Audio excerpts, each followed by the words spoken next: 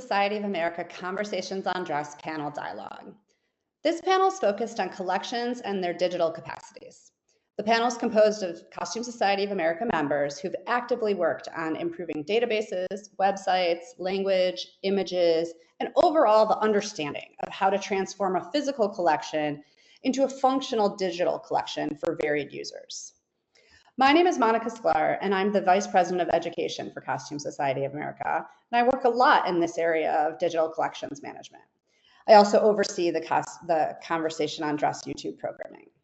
I'm a fashion history and merchandising associate professor and curator of the Ann Barge Historic Clothing and Textiles Collection at the University of Georgia, as well as do private consulting on collections management and historic narrative.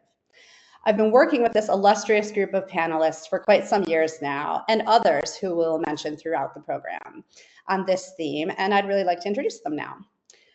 First is Arden Kirkland, who's an adjunct professor at the School of Information Studies at Syracuse University. We also welcome Dina Smith-Laviana, assistant professor of fashion merchandising and design in the Department of Apparel, Housing, and Resource Management, and director of the Oris Glisson Historic Costume and Textile Collection at Virginia Polytechnic Institute and State University, Virginia Tech.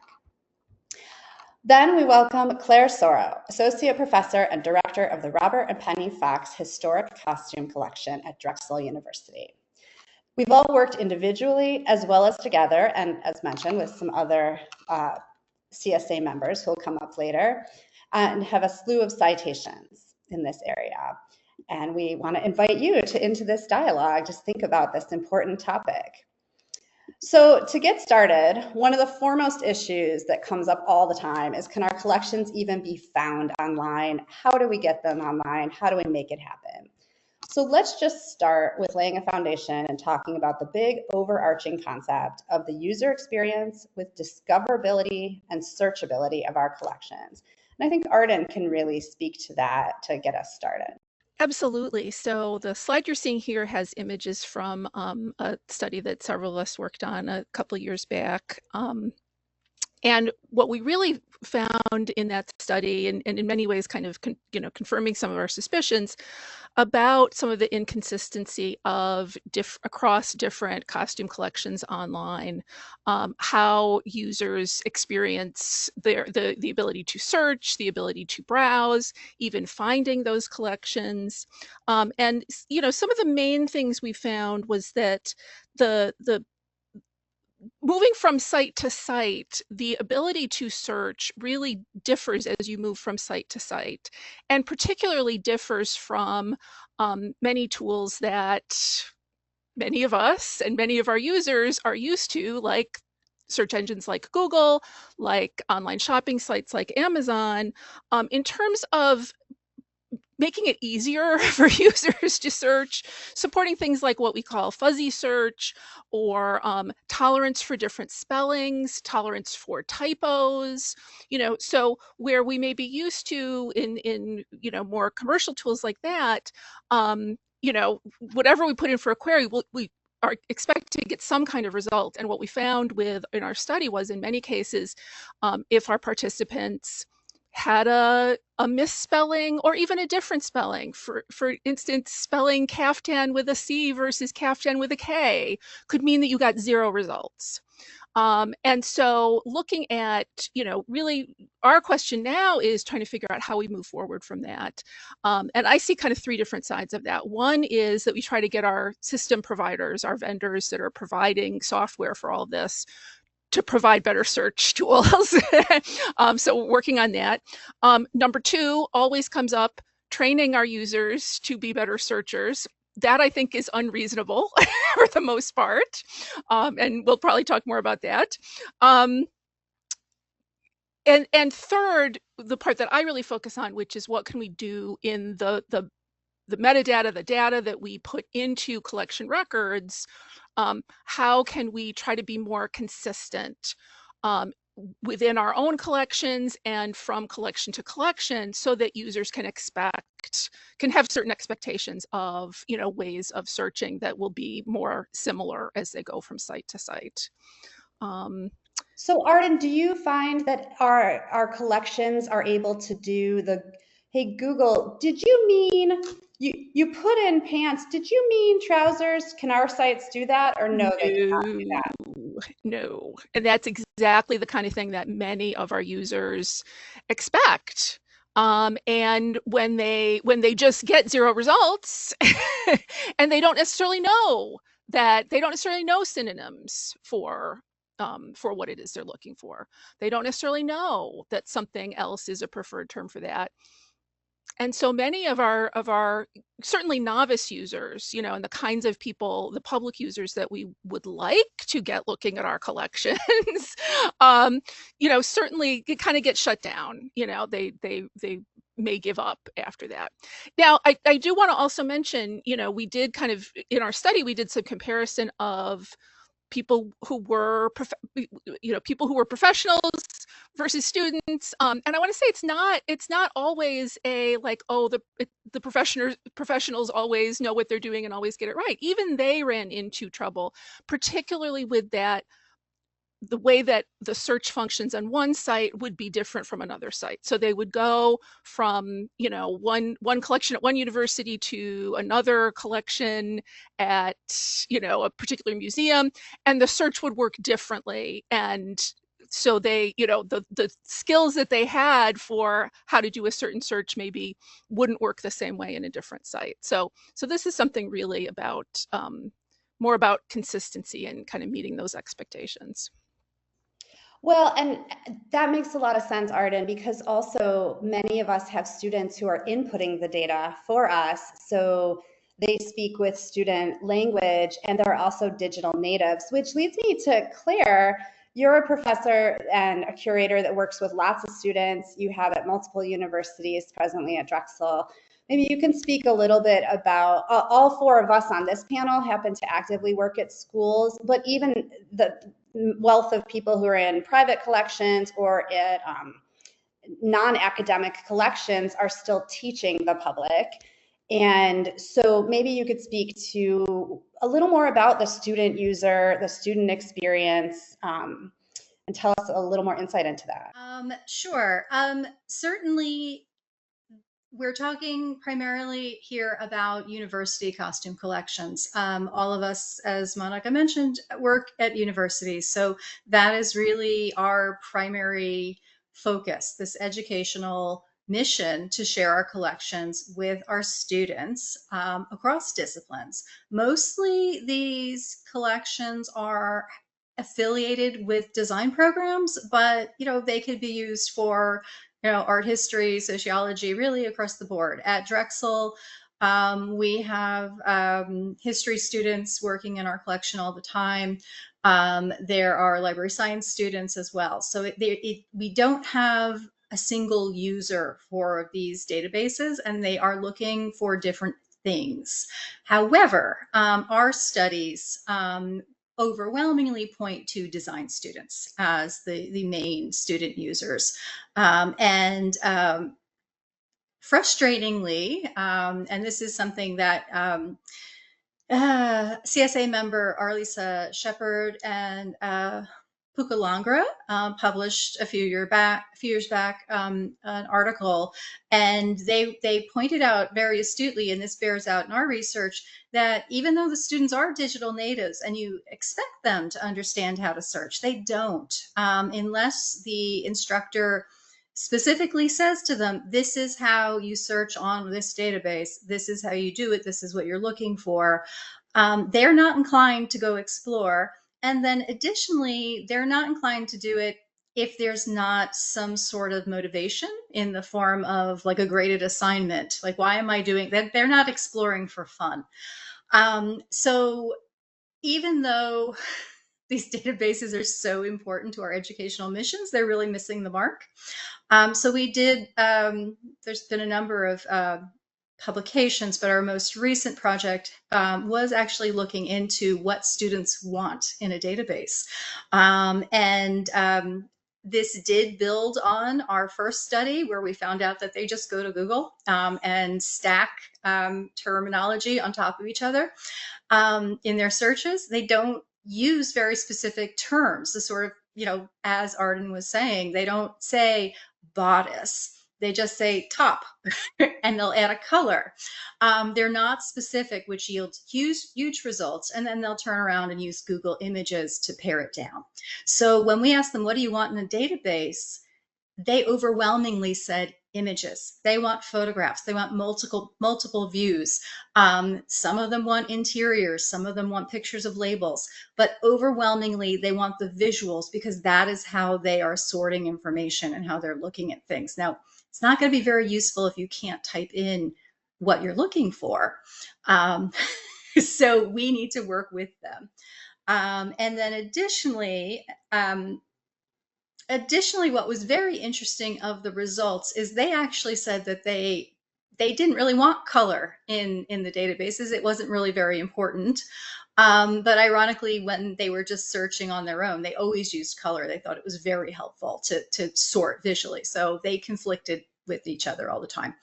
And then the last thing that I found was really interesting is they said they would prefer less records, less images, but better quality images. And they really want them dressed, which is different. I mean, internally, we're just taking quick snapshots of things so we could track things for record keeping and collections management. Like generally, what does this look like? But for someone coming from the outside for research, they really want a sense of how it fits on the body and how it's put together. And that's tall order for a lot of collections. Yeah, I know in that study, one of our big findings was that people search like they shop. Yes. That was one of our biggest conclusions, that Zappos and everything have taught people about filters and facets, which basically means funneling them down into that the results become kind of organic for them, even if they start casting a wide net. And so images is one of the big tools that they wanted us to utilize more. And so everyone could maybe chime in, starting with Dina, thinking about the value of these images. We know years ago there were publications that were saying you had to mount everything. Then there were publications saying fast and cheap, just get everything photographed. And there's been everything in between. There's four main types. I mean, you can fully mount everything three-dimensional on a form. You can do that sort of semi-mount on a hanger. It might be flat, but it still is proportionately hung. You can do flat on the floor.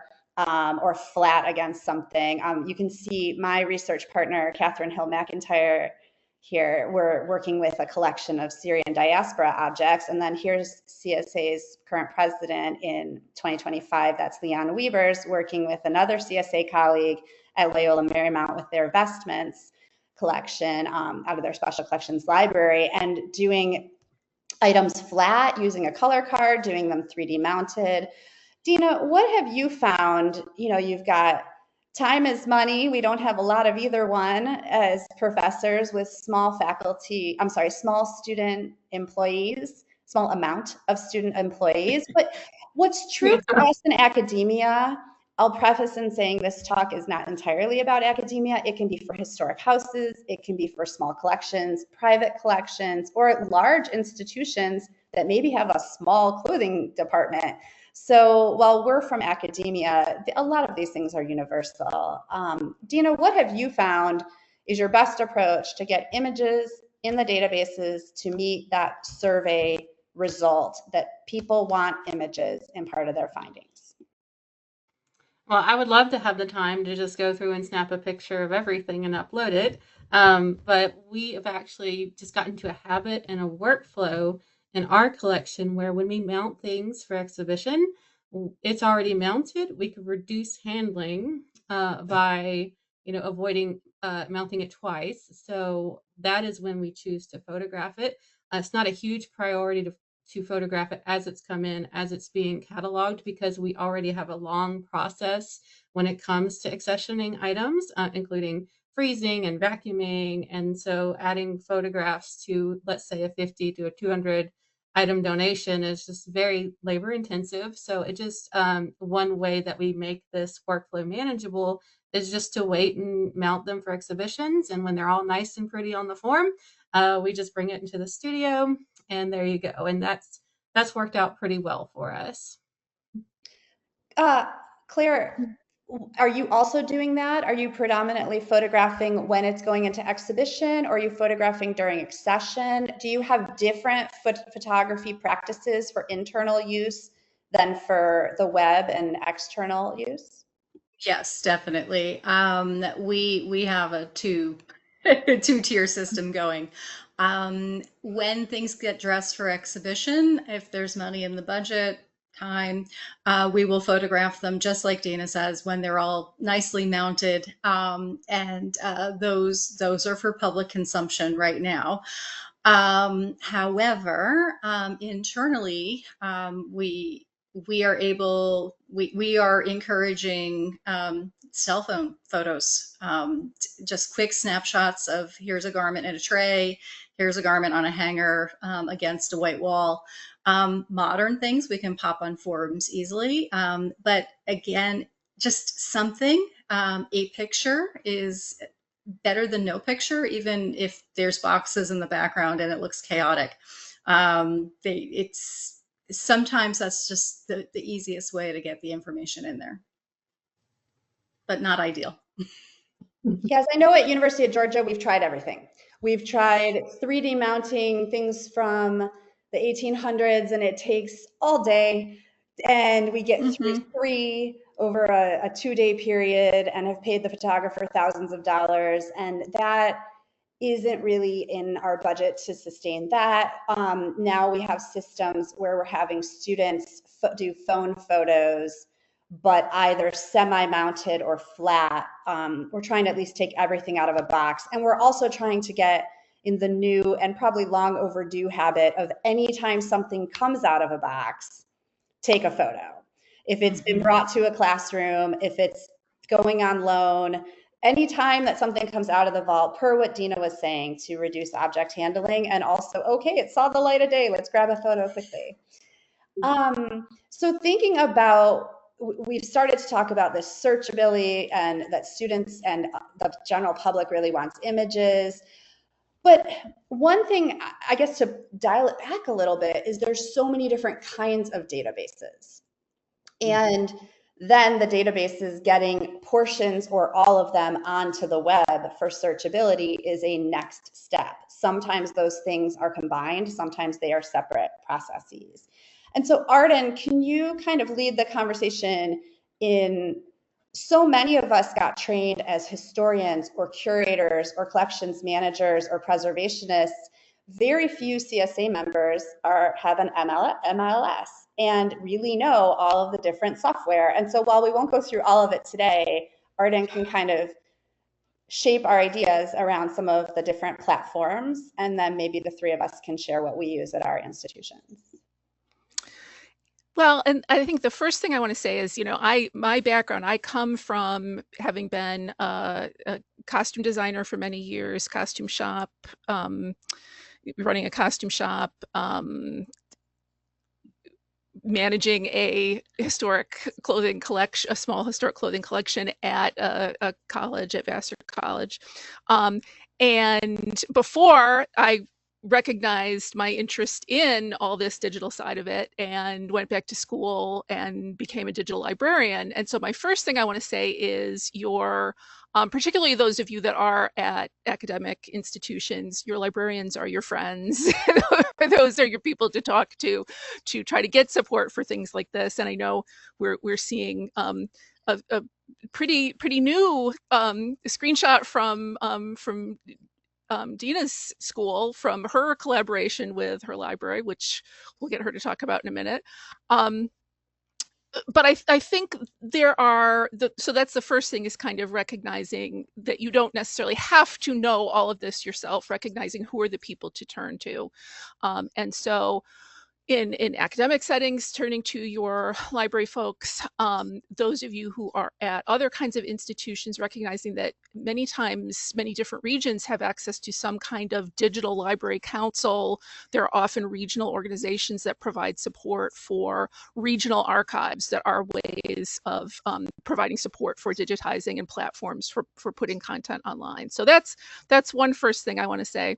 There are so many different platforms platforms, and I've experimented with a lot of different ones.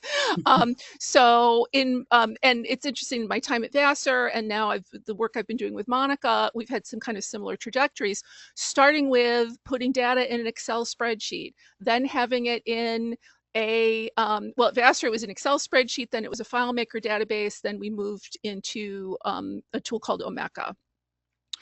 I've been working with Monica and we've been trying out lots of different things. We used to be in Past Perfect. I helped them move to FileMaker. Then we moved from FileMaker to a tool called Coda, which allows us to have content on the web, more cloud-based. And we're interested in moving forward probably with Omeka. And you guys, everybody attending maybe can weigh in the chat of other platforms that you have used, your different thoughts on them.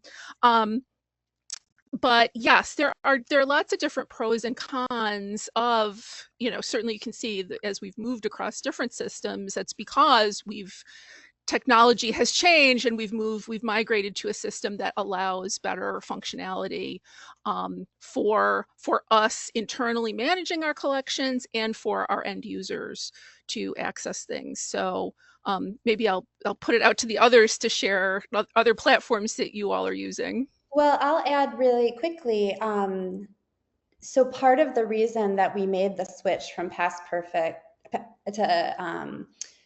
to FileMaker and then into cloud-based programs such as Coda and soon Omeka, or there's others out there, Arden and I have been talking about Drupal and others, is because we're a very large campus and our objects are not located in the same place as our offices.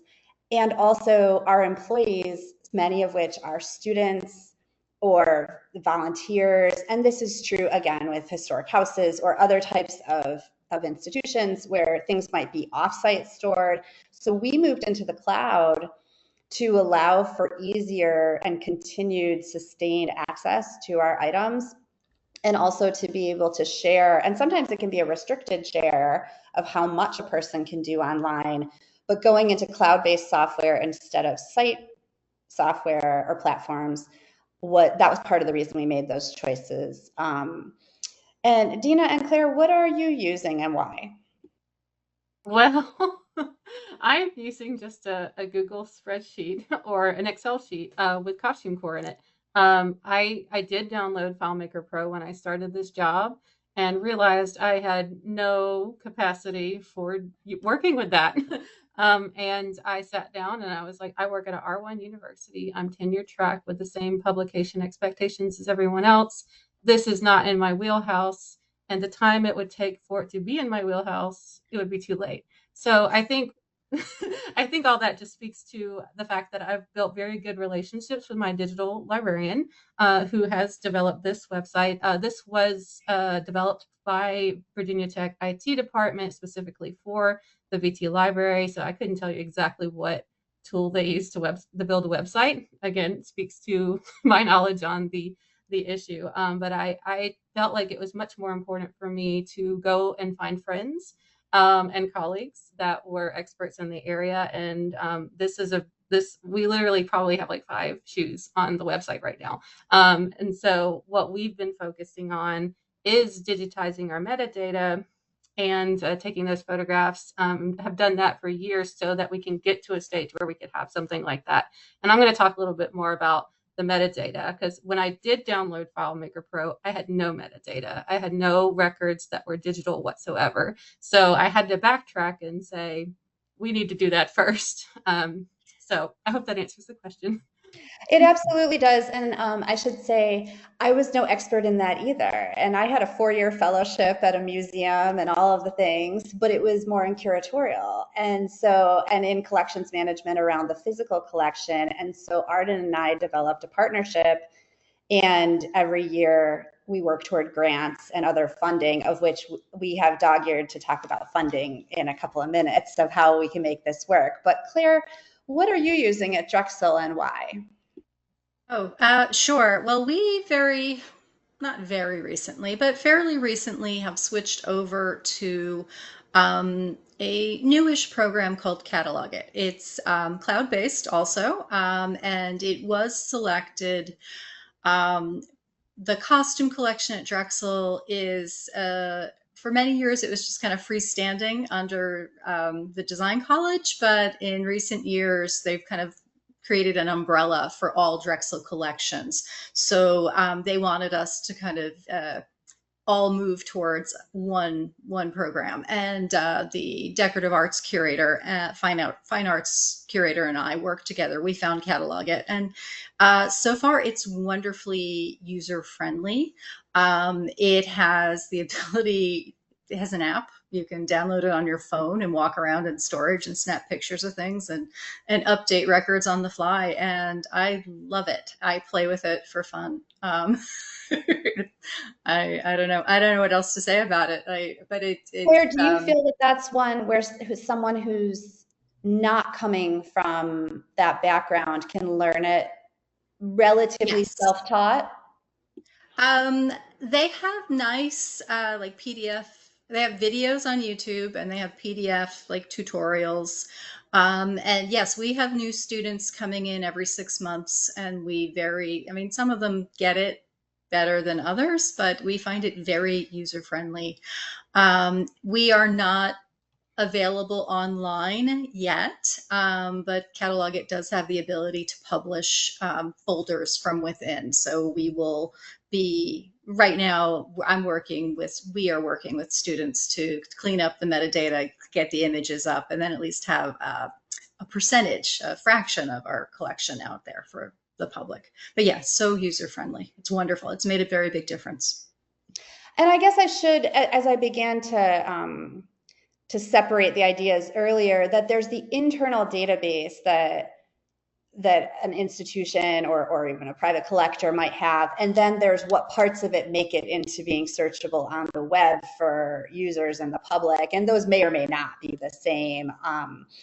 So that's worth consideration. And that also brings up, I did mention before, talking about the work we've been doing together, Monica, one of the issues that we're having with the UGA collection is that the collection is physically held as a part of the Special Collections Library, and they use archive space as software for maintaining their physical collection with things barcoded, and for users to be able to request physical access, pulling a box from their long-term storage. But the data that is entered in that system is extremely minimal. And so the work that we're doing that now lives in the CODA database is much more rich, has a lot more functionality, but the two aren't in sync. That's one of the things that we're looking at is, I periodically go in and kind of match them up, download their data and sync it up with the CODA data. But that's something that is a long-term goal, and that many institutions may face with that issue of the internal versus the kind of public facing if they are in two different systems. How do you keep them in sync? How do they talk to each other? These are all very real concerns that can cause a lot of problems with maintaining things in sync.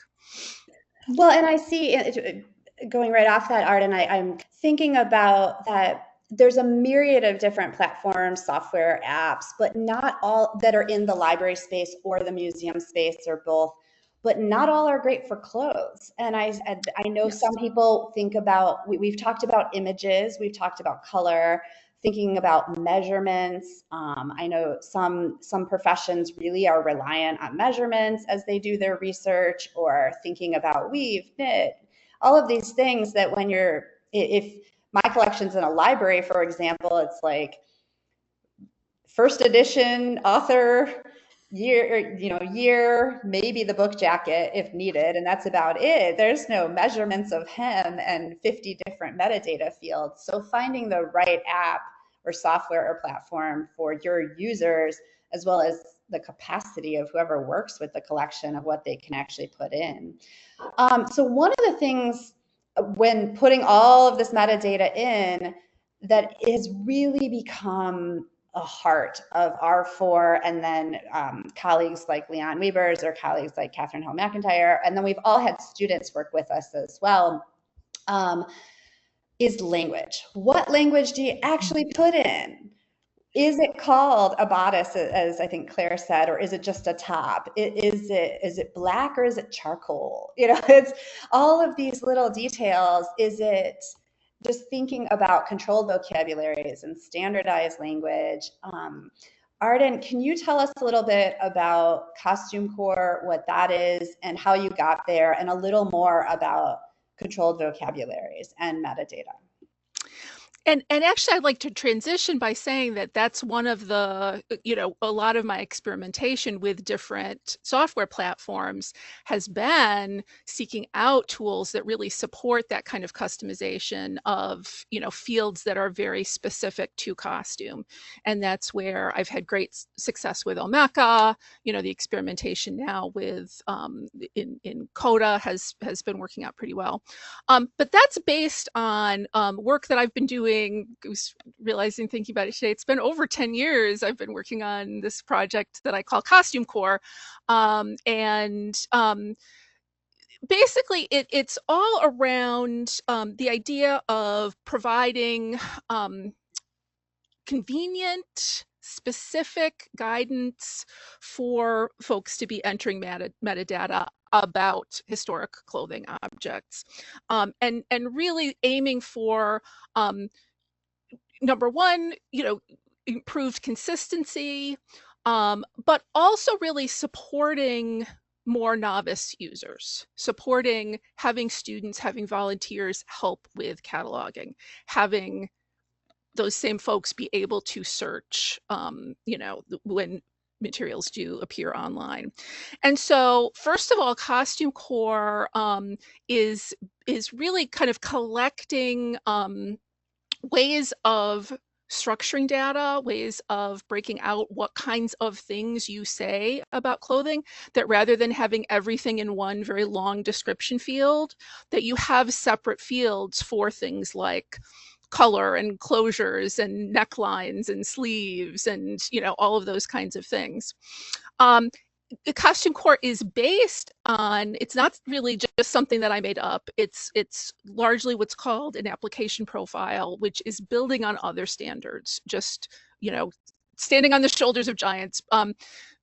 Working with standards like Dublin Core, Visual Resources Association Core, cataloging cultural objects, which are all established standards for entering data about objects used in the library, archive, and museum fields, and also using existing controlled vocabularies. So things like the Getty Art and Architecture Thesaurus, the Europeana Fashion Thesaurus, ICOM's vocabulary of basic terms for cataloging and costume. And increasingly, there are terms appearing in Wikidata that also provide some great support for not only defining terms, but also recognizing synonyms and terms across different languages. All of those provide support for that kind of thing. What you're seeing on the screen here is kind of something that came out of my work with Costume Core, and this is a screenshot from a project I've been working on with a colleague, Minor Gordon. This is a tool called Dress Discover, a work in progress, kind of proof of concept kind of thing, but it's designed as a visual worksheet, and it comes out of, all of my work really comes out of the work I was doing with students at Vassar years ago, with that idea of, rather than expecting students to be able to very fully describe something just in kind of a free text, stream of consciousness kind of way, to say, okay, tell me about the closure, like you're seeing on the screen here, and providing a short list of terms for closures. And through this tool, providing visuals for those as well, so that if you're not sure, if you're not sure the exact term, perhaps you can recognize from the picture what it is. And so these are largely openly licensed images that are coming from Wikimedia Commons that I've been collecting in my free time over the years with some help from students. That then you can kind of build the values for those different fields, for the closure. You'd also have a screen like this for neckline, for sleeve, with different terms and different visuals for different kinds of things. One thing I want to say is that it's the preferred terms that you see highlighted here, the approach that I've been taking with this is to prefer terms that are easier for novices, so they aren't, the focus is not so much on the all, having all of the different terms over time, et cetera. Part of the idea is that, kind of as you can see on the bottom right here, is that one term is used here that is likely to be something that is familiar to students, for example, but then that's connected to all the different variant terms that might be in different languages, might be in different time periods, it was called different things. There's the potential there for this to be kind of a cross-referencing source. And this is one of those things that, back to what we were talking before about the searchability, this is part of what is missing from a lot of the tools that we're using, is having that cross-referencing feature. If I put in a variant term, does it come up with the thing that I've specifically typed in a different term for that? So this is building the groundwork to support that. The technology exists to support that. It's just that the systems most of us have access to for museum work don't include that. So by setting this up and trying to kind of wrangle all these different vocabulary terms, it's an effort to try to make it a little bit more manageable to choose terms, enter terms consistently, etc. And that goes back to that everyone wishes that all of our archives and collections had the Google Did You Mean capacity, that if you put in underwear or you put in panty, it'll come up with bloomer, it'll come up with thong, it'll come up with boy short, it'll come up with whatever is happening at this moment, or 300 years ago, whatever is the focus of our collections. And hopefully through enough cross-referencing and tags or whatever we can kind of shoehorn into our whichever platform we're each using, we can get it to that spot. But that's a very manual process. And yet so many people have been asking, well, can't AI just do it? Why do you need a big grant? Why do you need more budget? Says the department head and the dean and the IT department. Why can't AI just do it? And Dina, you've been looking into that is harder than it sounds. And there's a lot of backstory of why AI is potentially our friend in the long run, but it can't just do it right now. So can you talk us through some of your research on AI and some of the things Arden was just talking about? Seems like a good follow-up. Certainly. And as I mentioned before, I use Costume Core for that internal purpose, and it's good for collaboration because we have relied on CSV files and Excel files to collaborate with our librarians so they can then in turn migrate those to their own digital libraries, such as the one built for VT. So we've been using Costume Core and experimenting ways how we can first leverage technologies to first digitize our metadata. When I first came into the collection, I only had 3x5 card catalog cards to go off of, and they were cross-referenced.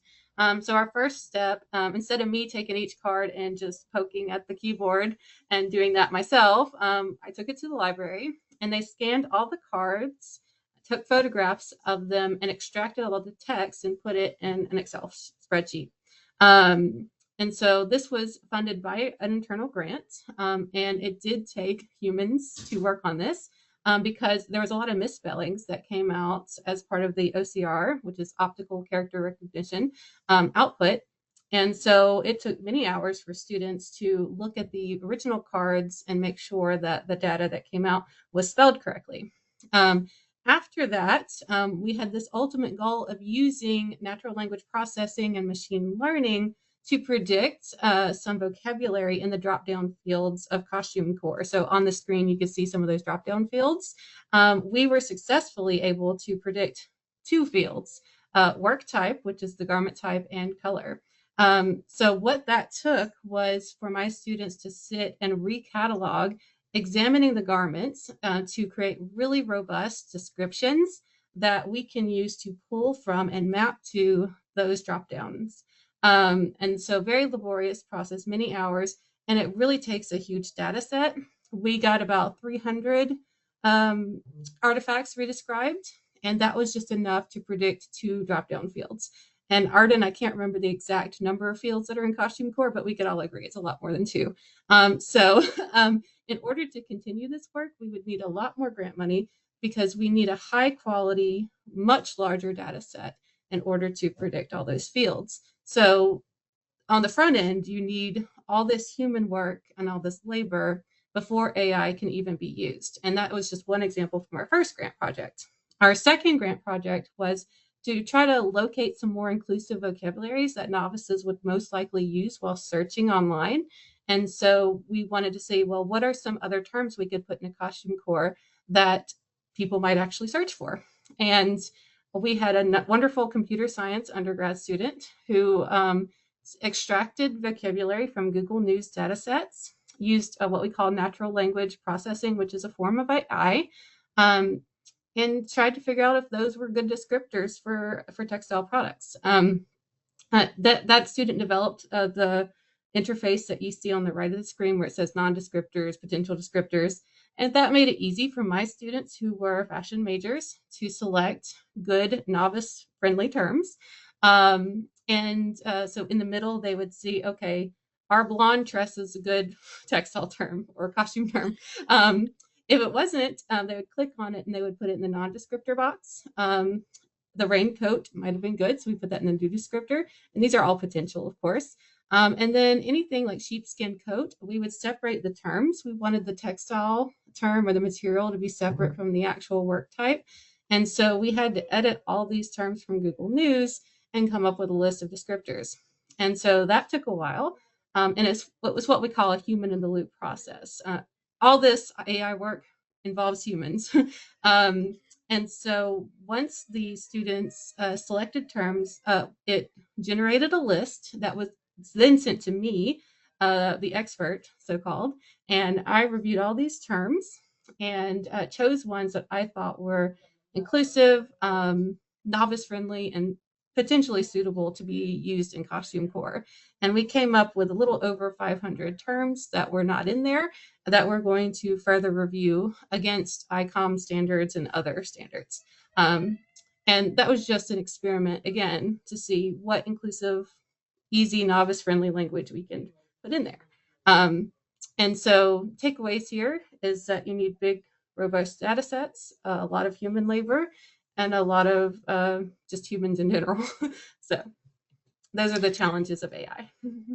And so when thinking about all of this data and all of this language, one thing that might not have been as clear when we were describing it is that the way Costume Core works, or can work, and Arden can, of course, elaborate, is after we've chosen these platforms, apps, software, whichever, and we've migrated our data into it, kind of raw, it might have been old data.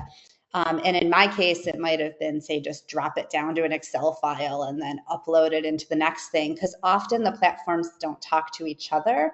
You have to drop it down to like a CSV file or some really palatable file for the next to upload it per one person's question. And then Costume Core can kind of function almost like an overlay on top of, you know, if we just speak in the most raw terms, if you imagine a spreadsheet and then you imagine every cell has, like, let's say the color cell has selectable pull downs of the colors that are acceptable. And so red is red, it's not rose, it's not ruby. And that way the users are all selecting, the users that are the employees inputting the data or volunteers are putting in consistent data. And then if we all use it, red is red at my institution, Dina's, Claire's, and Arden's. And so that way, when people go to search, they'll all come up with a red blouse at any of our 4 institutions, even if mine skews a little more maroon and Claire's skews a little more ruby. We're trying to teach, as Claire was mentioning, that part of the issue is teaching people actual clothing verbiage, but of course we also want to be inclusive of what that verbiage is. And so we're kind of trying to meet them in the middle with these selectable pull downs on our end to get more consistent, but also it means that their search might yield more findings because we're all calling red the same thing instead of 35 different things. And I'll add into that. And so the bottom kind of left-hand corner here is showing, that's actually a screenshot from when we were in FileMaker, the version of having these drop downs. But absolutely, that it's really, another kind of misconception about Costume Core. It's really largely, again, designed around being accessible to new users and kind of more convenient in terms of having short lists. So one of the problems that we keep running into is, oh, well, this term isn't on the list. Oh, we need to add more terms. The problem is when any list gets too long, then both our catalogers going to enter data and end users aren't going to be we run into what's called cognitive load issues, that it's hard for your brain to process all the different things in that list. So keeping it really kind of manageable in that sense of, for example, I think if I send my catalogers to the Art and Architecture Thesaurus to search for a color term, I think there's something like over 900 color terms in the Art and Architecture Thesaurus, whereas the color term drop down in Costume Core is probably like 12 or something. It's really keeping it to that high level, like rainbow colors, kind of simple things.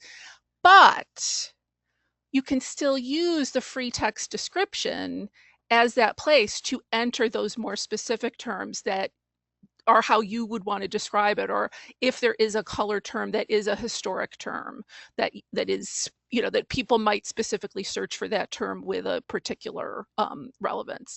So it's not that you can't use those other terms, it's that this is providing more of an indexing feature that then this, I don't have a screenshot here, we tried to keep it simple tonight, but with the Vassar collection, I experimented, and I'll try to drop something in the chat, with a user interface for the public collection that has those kinds of search filters that say, okay, I want to search, for a user who's doing their search process to choose from those colors, to choose from, any of those different features, sleeve length, sleeve type, etc. And by keeping those lists kind of short and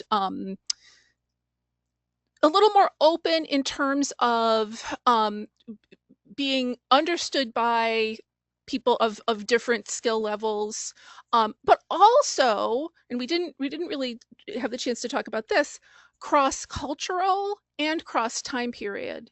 That one of the things is, yes, there are a lot of very specific fashion terms that we have learned and that we want our students to learn, but one of my goals with the kind of databases that I would like to see come out of this work is to be able to have the Syrian collection that Monica's been working with, the collection, all of our different collections, to be able to be searched together, regardless of what cultures they represent, regardless of the time periods they're from, to still be able to call up common features.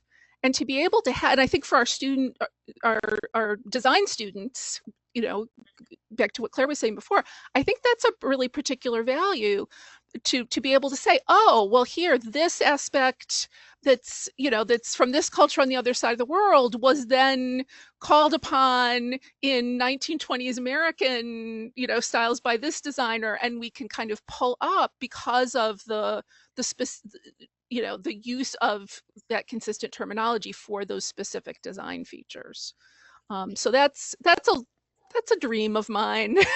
We've got a ways to go. And we dream it together. I know, as mentioned, myself and Catherine and others have been working. You mentioned the Syrian collection. I have students who are also doing, the Syrian collection is under an idea called the post-custodial framework or post-custodial approach, where objects are, it's been going on since about the early 1980s as a library science and museum study publication thread of that, citations, the idea that objects stay with their original community and the museum professionals go to the objects and to the community and have a collaborative relationship.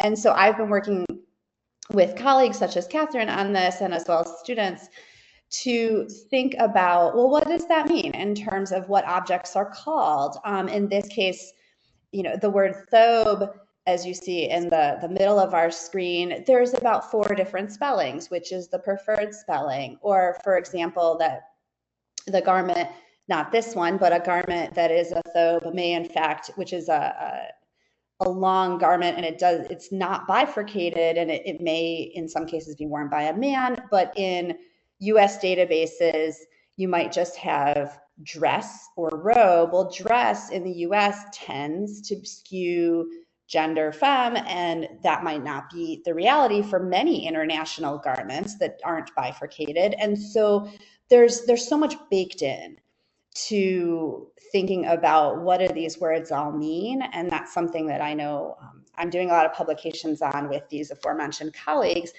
And one of our solutions has been, first of all, active collaboration with the user communities so that things are not just dropped off, that instead there's this ongoing dialogue. And that also, there's another term, community archiving, or perhaps participatory archiving.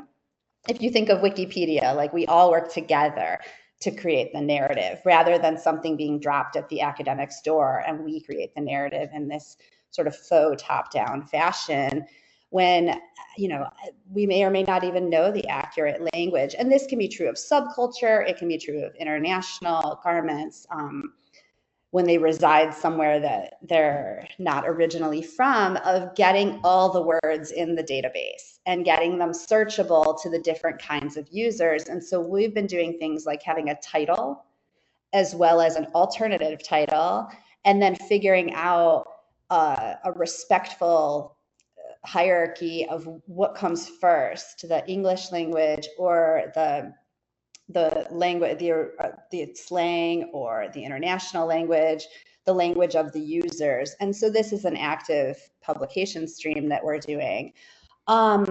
One thing I wanted to think about, there's a couple of questions and I want to make sure I get to them, but as we wrap up what we've prepared for today, we need to talk about how to pay for all of it and who works on all of it. And are we ghosts? Is it ghost labor? Which I know Sarah Scaturo and Sarah Marchetti and others have all published on this. So hopefully addressing that, as Dina said, AI can't do it. There's actual humans. And so Claire, can you start giving us a few thoughts on how many people does this take? How do you fund it? How is this all donations from the outside? Are you getting all grants? Is it all students and volunteers? How does this happen? Well, slowly. It's a mix of things. At Drexel, we have a wonderful it's called a co-op program, and it's a formalized internship that the students go on twice during their time at Drexel. So we take on co-op students. We get them for 6 months at a time, for 20 hours a week. We train them in museum work and teach them how to use the databases. So Drexel is providing those students for us, or we're so providing a pool of students to work with. So that has really made a difference. What we were talking about with photography, the real beautiful photography, the dressed garments, that's always tied into an exhibition. And people like to fund exhibitions. That is exciting. It's really hard to get people to pay for a database that isn't necessarily going to be seen. I had funding to digitize our collection, and then it got switched around and moved to exhibitions. So you're kind of at the mercy of private lenders. I've never gone for formal grant funding for an internal database project. So someone else maybe can talk about that. But I've done quite a bit of that. We've because we don't do exhibitions for the most part at UGA. Our garments go into university exhibitions at large or get loaned. Mm-hmm. So we've been able to get internal funding from various Office of Technology and Office of Humanities, or there's sort of workarounds. We too have students who have a very similar program to what you mentioned, where a student might get credit and get compensated by the university if they work under a professor. And I'll just say, okay, then that's your student research project is to input data for this year, and it'll be a hands-on mentored experience. So we have found funding that way. CSA has grants. May I please advertise them and say that CSA has been very helpful in funding University of Georgia, as well as numerous CSA member projects, individuals, research, and institutions. And there are some grants. I know we're all actively talking about the grant reduction going on nationwide, but there are some grants that are outside of the US government system, and I'd be happy to, I haven't received any huge ones, but I've received enough to keep this flowing. So happy to talk with anybody about that. Dina, do you want to, before I move on to any audience questions, of which there's 2 or 3, and then we'll wrap it up for the evening. Dina, how do you keep the wheels turning? Who's working in your collection? How do you fund it? That's a good question. So we do get a small budget every year from the department. It's agreed upon by the fashion faculty, and it's from endowment funding that's restricted, so I can't use it for labor. It's only for materials like acid-free boxes and such. And so that's how we fund our materials. Basically internal grants with the library. I got 2 big ones. It got to a point where we kept applying for those, and they told us stop applying. You need to get external funding. So we have since turned. I've finally begged to get some student workers, and so I have 2 students right now working 5 hours per week for me each. So, which I mean, they help me with exhibitions, they help me with photography, they do accessioning, they do everything, and while they do everything, nothing really gets done. And that kind of comes into this whole staffing idea. In the past, I've used independent studies, which is kind of like the internship program. But recently, people have really said, well, they need to do something more research related, like exhibitions. Like they should have exhibition. They don't want them sitting at a computer inputting data and doing the digital work. So that's been a huge challenge for me. And that's how I was able to finally get some students who could sit down and work hourly for me on those particular tasks, because I did explain to them that was very important part of getting this digitization project done, and that's the support that I needed. So hopefully that will continue. Well, and going out into the public and pulling that back inward, if anyone is watching this now or in the future who is at a small institution, a private institution, a historic house, a lot of students are studying that participatory archiving, community archiving, post-custodial archiving that I mentioned earlier, that's all about public-private collaboration and public academic collaboration. And so students can get credit for that, professors can do research on that, and go out into the public and work with the public. So if you're at a small place or a private place, you could seek out an academic collaboration with faculty or students where there could be citations and grants can be funneled through the institution, and students can get credit. I've got a student right now writing a dissertation on that. And so there can be a lot of collaboration between academia and public small spaces or private small spaces. Arden, did you have a comment? Yeah, I just wanted to make a little pitch there that it seems to be a recurring theme, kind of, that one of the things that we can sometimes get funding for is for exhibitions, and that one of the times that we do have the objects out of their boxes and we can get good photographs is when we have the exhibitions. One of my personal pet peeves is that things are out for the exhibition, people do great research, write up beautiful wall labels, and that information never makes its way back into the database and into the objects record. So this is my message to everybody attending. Please, when you do those exhibitions, also see that as a time to really, whatever you are writing about your objects, whatever, you've learned about them, put that into your database. So as we start to wrap things up, one of the things that's come up a few times online, on social media, in the chat room and others, is the idea of where 3D fits into all of this. Whether 3D photos are part of the capacity within the photo conversation, whether using Clo3D digital patterning is a way to get a really great idea of how a garment is looking all the way around. I know we've tried that a little at University of Georgia and we've just hit capacity, but we might try to reach out in that direction in the future. Have any of the three of you actively worked with 3D? Do you find it's of value? Do you find your research and your users are looking for that experience? And do you have the capacity to deliver that to the user?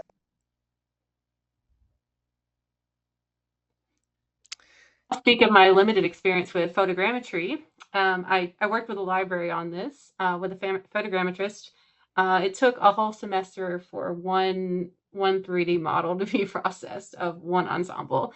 Very labor intensive. They scanned it with an iPhone, but then there was a lot of processing. And I did look into other 3D scanners in the library with another colleague, and we were looking into it for maybe a 3D exhibition. And from what I've gathered just by talking with people and even with some folks at NEH is that, yeah, it's a cool 3D digital project, but they asked me the question, what is the value of having a 3D thing? Because in my experience with people wanting to reproduce objects or study them closely, they want to look at the real thing. And even with the 3D model scan, if you zoom in, it gets really pixelated and blurry. It doesn't have like the true to life picture that a very high quality photograph would have. So from what I've heard and in my conversations, high quality photographs are more valuable depending on what people use those things for. Like I said, reproduction or whatever. Claire, have you done any 3D? I know some people are chatting saying that, Clo3D is tough to use. We tried at UGA having students do an in the round experience in a tech class, and it just, our budget and capacities were maxed, but that doesn't mean that a bigger institution can't succeed in that area. Sure. I am not the driver on this. My colleague Kathy Martin has been innovating with this for years. She was doing the 360 views back in the 90s, which was really innovative and amazing. And occasionally I will work with her, provide the garments, and she will keep doing it. I think the last group we did was in 2018. It takes forever. The images are magnificent, and you can go down to, the image resolution is, a grain of sand. It's just amazing stuff.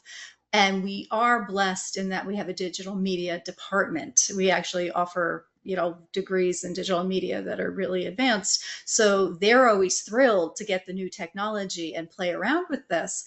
But much like what Dina's saying, the value of it isn't that great for all the time we spend doing it. Which is not to say that when I just saw the digital media professor last week, and he's like, I'm going to get a 3D textile scanner. What do you have for me? Sure, I'll find something. We'll play around with it, but it's ultimately not going to be anything we're going to go too deep into. And the conversation about Clo. So Kathy, then she patterned our garments. We photographed them 360. She then patterned them into Clo and reproduced them and had them move and walk, and it was amazing. But we're not going to do that for everything. And I also, it's hard to get the nuance of the dressed body right. Whereas if we're doing a 360 dressed mannequin and it's a dress from 1880, I'm going to use a carved form and pad out the belly. And, Clo doesn't understand that. And it moves differently than somebody who's corseted and has layers of petticoats. It's not quite there yet. Well, and so I want to, can I oh, just I'm sorry. explain quickly, because I dropped some links in the chat, because I want to share. I did have a slightly different experience working on some of these, what we used to call kind of 2.5D, not quite 3D views at Vassar, that I was very much inspired by Kathy Martin's work at Drexel. She's largely responsible for me getting into all these aspects, but I'm not going to try to mess up my screen and share an example with you, but if you go to some of those links, we did the budget version of that at Vassar, and I had the advantage of being in a theater department, so we were scrappy. I got my, my set designer guy made us a turntable, and so basically when we had things up for an exhibit, we would take a day before we took the exhibit down, and this was all with no money, no photographer, just student labor. We were lucky that the library had a light kit and a camera that we could borrow from the library. But I had students doing the photography, students helping me set it up. And we would just put the mounted object on the turntable, have the camera on a tripod, take about 20 views. You take a picture, turn the tripod a little bit, take another picture. And then there's software that stitches them all together that I was able to have students help me plug everything into the software, and you can see the results. I think it is possible to do on a budget, but it is time consuming.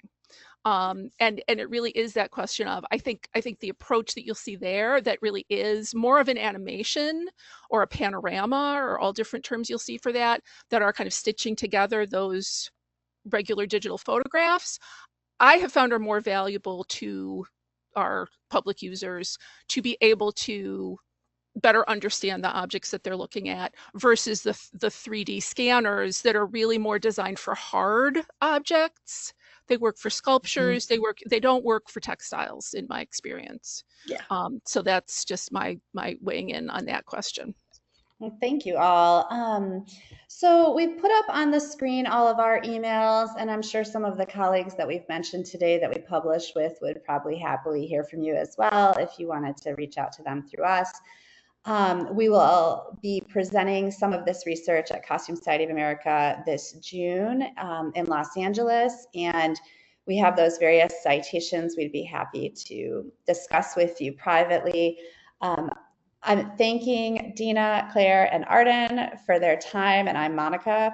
Thanks for listening, engaging, everyone who came out tonight. As mentioned, our emails are there, and we really do hope to see you at CSA or to have dialogues with you over email. For more information about future digital content, publications, and membership, please visit costumesocietyofamerica.com. For questions about today's presentation and future webinars, please email us at conversationsondress@costumesocietyofamerica.com. Please consider making a contribution to help offset the cost of this series. Visit our donations page on our website, or you can mail checks to our home address. And then, of course, we're all over social, and we love to share information about this. So thank you again, everybody, for participating and engaging, and have a good night. Thank you.